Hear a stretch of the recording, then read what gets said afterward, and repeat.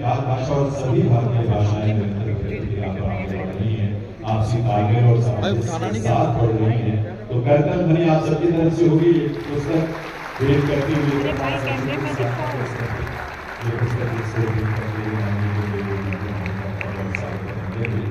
मैं निवेदन करूंगा डॉक्टर सचिव भाषा मुख्यमंत्री जी ने श्रीमती रेखा गुप्ता जी की हमारी उपस्थिति है आज के इस कार्यक्रम में। उन्हें भी ये पुस्तक मिलकर उनका भी स्वागत आप सभी करते हैं के साथ। श्रीमती राधा कन्या नारायण निदेशक राजभाषा विभाग को मैं आमंत्रित करता हूँ। श्रीमती संजय कुमार जी केंद्रीय गृह राज्य मंत्री भेंट करते हुए करतल ध्वनि आप सभी तरफ। राजेश श्रीवास्तव जी संयुक्त निदेशक राजभाषा विभाग, उनसे निवेदन करूंगा। श्रीमती सुधा मोदी जी माननीय सांसद राज्यसभा, उन्हें भी ये पुस्तक भेंट करके उनका भी इस अवसर पर स्वागत वर्णन करें। करतल ध्वनि की गूंज और उसकी ऊर्जा रघुवीर शर्मा जी को आमंत्रित करता हूँ, निदेशक राजभाषा विभाग में।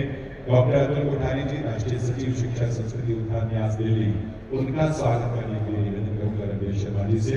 पुस्तक भेंट करके मंच पर पधारे हैं। अस्वस्थता जरूर थी, लेकिन ये लोभ होता है कि ऐसे आयोजन में इस मंच पर माननीय केंद्रीय गृह मंत्री महोदय का सानिध्य मिले, तो वे यहाँ पधारे हैं और वे भेंट भी कर रहे हैं ये पुस्तक माननीय केंद्रीय गृह मंत्री महोदय को। तो ये हिंदी में इसका अनुवाद है महाभारत का, और इसके अलावा हिंदी में अनुवाद जो है ये डॉक्टर राजलक्ष्मी कृष्ण जी ने किया है। और एक और पुस्तक जो राजलक्ष्मी कृष्ण जी ने लिखा है, उत्कृष्ट तमिल साहित्य एवं संस्कृति, बहुत ही उपयोगी पुस्तिका है। तो ये दोनों पुस्तकें जो है वो माननीय केंद्रीय गृह एवं सहकारिता मंत्री महोदय को आप दोनों ने भेंट की है। आप दोनों का आभार।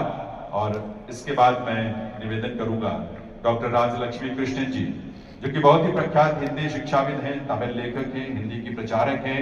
दक्षिण भारत में और विशेष तौर पर तमिलनाडु में हिंदी को आपके माध्यम से बहुत प्रोत्साहन मिला है।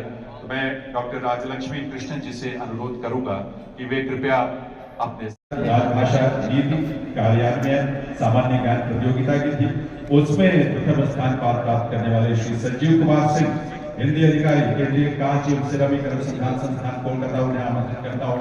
मुख्य अतिथि महोदय से निवेदन है कि अपने कर कमलों से ये प्रोत्साहन और ये सम्मान प्रदान करें संजीव कुमार सिंह जी को। करतल ध्वनि की गूंज आप सबकी तरफ से आनी चाहिए, भरपूर आनी चाहिए। ये बहुत बड़ा सम्मान है जो माननीय संजीव कुमार सिंह, हिंदी अधिकारी, केंद्रीय कांच एवं सिरामिक अनुसंधान संस्थान कोलकाता, ये प्रमाण पत्र और ये शीट उन्हें प्रदान किया। अब मैं मंच पर आमंत्रित करूंगा मुंबई से श्री अमरेंद्र रंजन, जो कि सहायक निदेशक राजभाषा है पेटेंट कार्यालय में मुंबई में, और वे भी इस प्रतियोगिता में पारिभाषिक शब्दावली और अनुवाद प्रतियोगिता में पहले स्थान पर आए पूरे देश में। तो उन्हें भी ये सम्मान शीट के रूप में और प्रमाण पत्र के रूप में मुख्य अतिथि महोदय के कमलों से प्राप्त हो रहा है। बहुत बहुत बधाई हुई इसके लिए। हमारी अगली भारतीय स्तर की प्रतियोगिता हिंदी आज शुरू अपनी भावनाओं के अभिव्यक्त करेंगे। 50 वर्षों की स्वास्थ्य इस अवसर पर राजभाषा पुस्तकों का भी विमोचन होगा यार, और लोग भी पीछे खड़े हैं बेटे, ऐसे मत करो। और इस क्रम में मैं माननीय केंद्रीय गृह मंत्री महोदय से अनुरोध करूंगा, सबसे पहले हमारी पत्रिका राजभाषा भारती के स्वर्ण जयंती विशेषांक का इसके बाद वे लोकार्पण करेंगे। और इस क्रम में एक एक करके इस तरह की हमारी संचय के लिए बहुत सुंदर हमारे पास अवसर होगा इनके माध्यम से। तो स्मारक सिक्के का विमोचन, इसके बाद राजभाषा भारती के स्वर्ण जयंती विशेषांक का लोकार्पण करने के लिए मैं निवेदन करूंगा माननीय केंद्रीय गृह एवं सहकारिता मंत्री महोदय से। 50 वर्षों की इस यात्रा के अवसर पर स्वर्ण जयंती समारोह के इस आयोजन में इस समय माननीय केंद्रीय गृह एवं सहकारिता मंत्री महोदय राजभाषा भारती का जो हमारा बहुत ही विशेष अंक है, ये स्वर्ण जयंती विशेषांक है रेडियो, उसका विमोचन माननीय केंद्रीय गृह एवं सहकारिता मंत्री महोदय के करतल से होगा। अपने करतल मन के साथ मैं पुनः निवेदन करूंगा माननीय केंद्रीय गृह एवं सहकारिता मंत्री महोदय से, राजभाषा विभाग द्वारा प्रकाशित स्वर्ण जयंती कॉफी टेबल बुक, इसका उल्लेख सचिव महोदय ने किया, उसका विमोचन करने के लिए, जिसका शीर्षक है संकीर्तनतः पूर्णताम प्रतिचर्यवती। 50 वर्षों की प्रेरक यात्रा को समाहित करते हुए इस विशेषांक कॉफी टेबल बुक को तैयार किया गया है, जो स्वर्ण जयंती कॉफी टेबल बुक के रूप में, जिसका विमोचन माननीय केंद्रीय गृह एवं सहकारिता मंत्री ये प्रेरक यात्रा 50 वर्षों की अगली पुस्तक जिसका विमोचन यहाँ होना है वो है शोध पुस्तक भारतीय भाषाएं और राजभाषा हिंदी सह अस्तित्व की गाथा।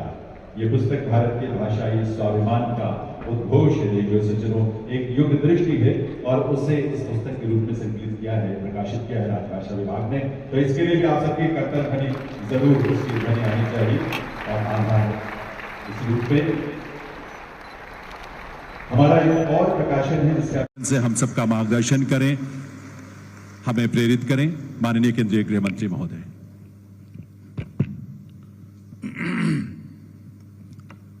मेरे साथ इस गौरवमयी कार्यक्रम में मंच पर उपस्थित दिल्ली प्रदेश की मुख्यमंत्री बहन रेखा गुप्ता जी,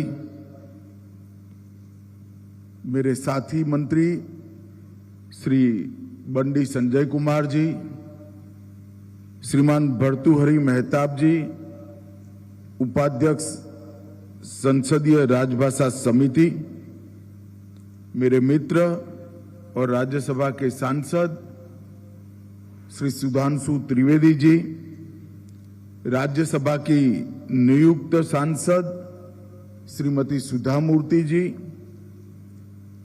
शिक्षा संस्कृति उत्थान न्यास जो शिक्षा के अंदर मूलभूत परिवर्तन के लिए कई सालों से काम कर रहा है, इसके राष्ट्रीय सचिव श्री अतुल कोठारी जी, डॉक्टर राजलक्ष्मी कृष्णन जी, दक्षिण भारत में हिंदी की ज्योत को प्रज्वलित करने वाली एक युवा महिला के लिए सभी लोग जोर से जरा ताली बजाइए।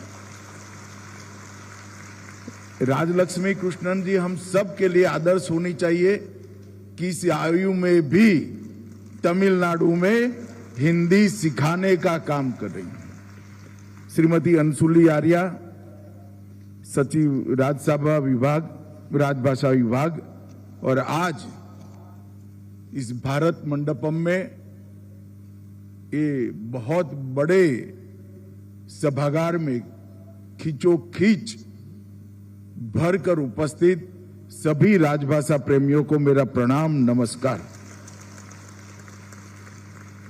सबसे पहले तो मैं राजभाषा हिंदी और भारतीय भाषाओं के जितने भी प्रेमी हैं वो सभी को देश भर में जहां कब पर भी बैठे हैं वो सभी को बहुत बहुत बधाई देना चाहता हूं, क्योंकि आज दिन है राजभाषा विभाग की स्वर्ण जयंती समारोह। 50 साल पहले 1975 से लेकर 2025 तक की ये यात्रा, जब भारत की आजादी की शताब्दी होगी तब मुझे विश्वास है कि भारत के स्वाभिमान के पुनः जागरण के जितने भी प्रयास हुए हैं वो सभी प्रयासों के इतिहास में राजभाषा का नाम स्वर्णिम अक्षरों से अंकित कर दिया जाए। एक समय था जब राजभाषा विभाग की स्थापना हुई, उद्देश्य यह था कि हमारा प्रशासन हमारे देश के नागरिकों की भाषा में चले। देश का एक आम किसान, एक मजदूर, एक छोटा सा बच्चा और बड़े से बड़ा व्यक्ति समझ पाए, ऐसी भाषाओं में हमारा प्रशासन चलना चाहिए।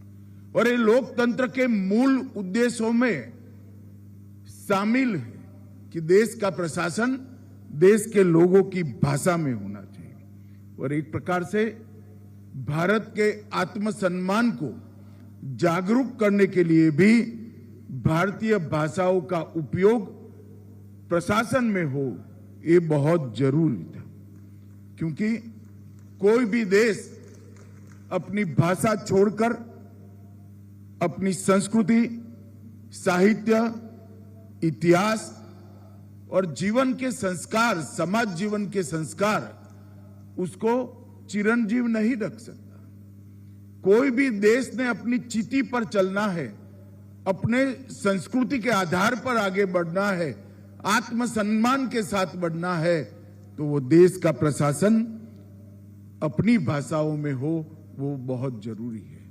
इस महान उद्देश्य के साथ राजभाषा की शुरुआत हुई और 50 वर्ष की ये यात्रा आज ऐसे मकाम पर आकर खड़ी है कि यहां हमने इसको आगे ले जाने का हमारा प्रयास और आगे ले जाने का हमारा पूरा रास्ता तय करने की जरूरत है। संघर्ष, साधना और संकल्प, ये तीनों के आधार पर ये 50 साल की यात्रा को हमने आज समाप्त किया है।